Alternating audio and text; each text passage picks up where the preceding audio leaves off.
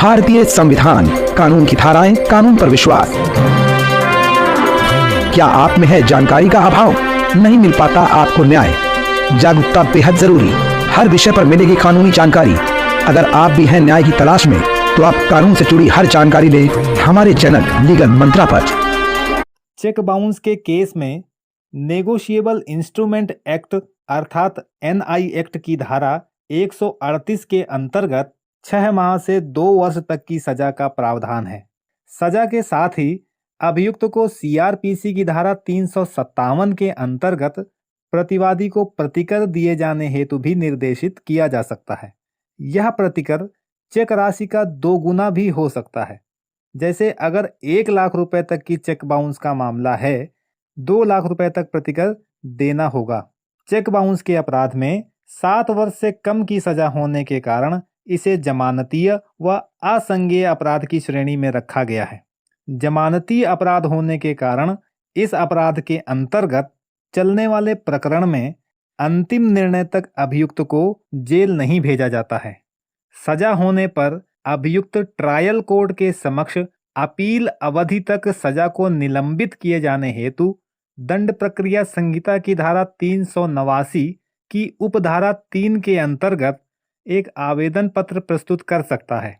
क्योंकि किसी भी जमानती अपराध में जमानत लेना अभियुक्त का अधिकार होता है, इसलिए सजा होने पर भी अभियुक्त को तत्काल जेल नहीं भेजा जाता है, बल्कि जमानत के अधिकार के तहत अवसर देते हुए अभियुक्त को दी गई सजा को निलंबित कर दिया जाता है।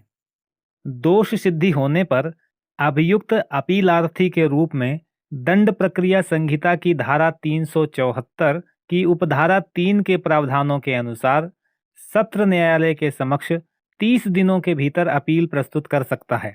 ऐसी अपील के साथ अभियुक्त को सजा के निलंबन हेतु एक आवेदन पत्र दंड प्रक्रिया संहिता की धारा 389 की उपधारा 1 के अंतर्गत सत्र न्यायालय के समक्ष प्रस्तुत करना होता है। सत्र न्यायालय अपील के विनिश्चय तक सजा को निलंबित कर देता है। क्योंकि यह जमानती अपराध है, इस कारण सत्र न्यायालय भी सरलता पूर्वक सजा को निलंबित कर देता है। फिर यह सजा तब तक निलंबित रहती है जब तक कि अपील पर अदालत अपना अंतिम निर्णय नहीं दे देती। अंतिम निर्णय में भी यदि अपीलार्थी दोषी पाया जाता है तो अपील अदालत सजा को बरकरार रखते हुए अपना निर्णय देती है। सत्र न्यायालय से भी सजा बरकरार रहने पर हाई कोर्ट के समक्ष रिवीजन के रूप में मामला लाया जा सकता है। इस प्रकार किसी चेक बाउंस के प्रकरण में सजा होने के पश्चात भी अभियुक्त के पास अनेक अवसर होते हैं जहां वह अपना पक्ष अदालत के समक्ष साफ तौर पर रख सकता है। कानून से जुड़ी ऐसी ही रोचक और उपयोगी जानकारी पाने के लिए हमारे चैनल को सब्सक्राइब करना ना भूलें। मिलते हैं एक और नए वीडियो में ऐसी ही उपयोगी जानकारी के साथ। तब तक के लिए नमस्कार।